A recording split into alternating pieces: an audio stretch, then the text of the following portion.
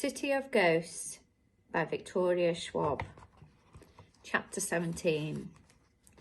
Purpose. It's crazy, but I know she's right. I can feel it in my bones. The answer to the questions I've had for the past year. The ones that have been getting louder and louder since the accident. Why am I drawn to the veil? How am I able to cross it? What am I supposed to do on the other side?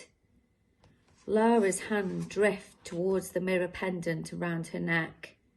How does that work, I ask, remembering the way she dandled it before the ghost, the incantation pouring from the lips. Laura draws the necklace around her head and sets it on the bench between us, reflective side up. Ghosts can't see mirrors, she explains. They get stuck. I think of Jacob back in the bedroom at the lane's end, snagging on his own reflection, the terrible version of himself in the glass. And I remembered the only answer he would give me. I got a little lost. I rack my brains. Had I ever seen Jacob look into a mirror before that? There's one in my bedroom back home, and he never went into the bathroom, never needed to go. Whenever he passed the thin mirror in the front hall, he always kept walking. I never gave it much thought. What do you mean, stuck, I ask. Mirrors are honest, said Laura. They show you as you are. For a ghost, a mirror forces them to face the truth. And what's the truth? Laura looks at me. She has eyes like stone, heavy. The truth, she says, is that they're dead. They're gone. She sits back. In that sense, we're all like mirrors too. We show them, we tell them. And once you get them to accept the truth, you just reach in and pull out the thread. You should always carry something reflective, she adds, for protection. Protection, I ask, from what? Not all ghosts are friendly, she says bluntly. Every time you step into the veil, you've got 1 foot in our world and 1 foot in theirs. And you may think of yourself as a visitor, a spectator, but the truth is, if a ghost is strong enough, they can hurt you. And they will, because we've got something they want. What's that? Laura taps her chest. A life. I think of the dull, dark rope she pulled from the ghost's chest, and the strange light that fills my own chest whenever I'm in the veil, the same light I saw in Laura. She glances past me. Oh, look, she says dryly. Your friend is here. I twist around, and sure enough, there's Jacob, scowling at us from behind a nearby tree.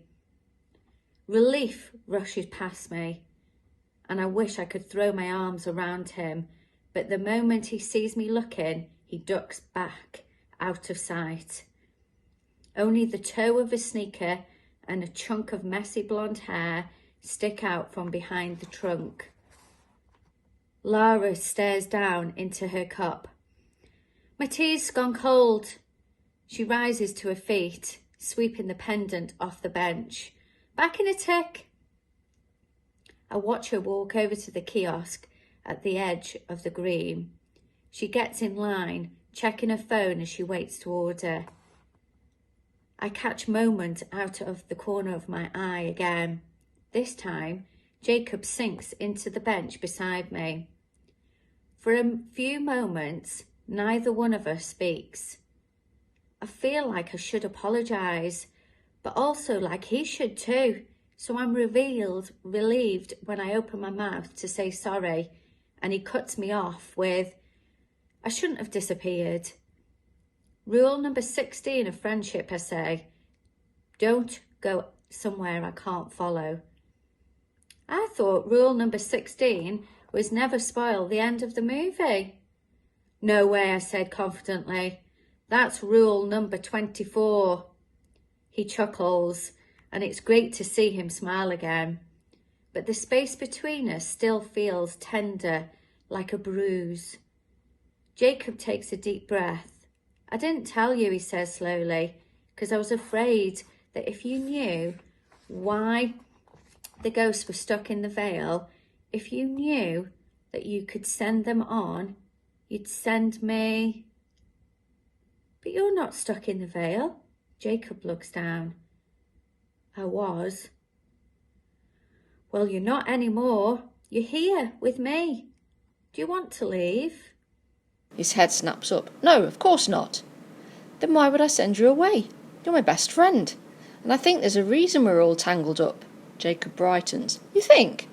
I nod emphatically. You're not an ordinary ghost. I think you're supposed to help me. I think we're supposed to be a team. He brightens a little. Like in Skull and Bone? Yeah, I say, like in Skull and Bone. He cracks a smile.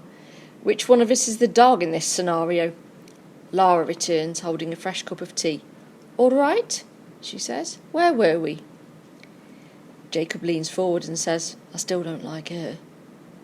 Lara's eyes flicks towards him. I don't like you either, ghost. He nearly falls off the back of the bench. She can hear me? Yes, I can hear you, says Lara. And I can see you. And I shouldn't be able to do either of those things, because you shouldn't be here. I clear my throat, eager to change the subject, when I feel it, the tap, tap, tap of a nearby ghost. Lara feels it too. I can tell by the way she stiffens, head cocked as if listening for a sound. What do you say? She asks me, turning to go. Ready to see what you can do?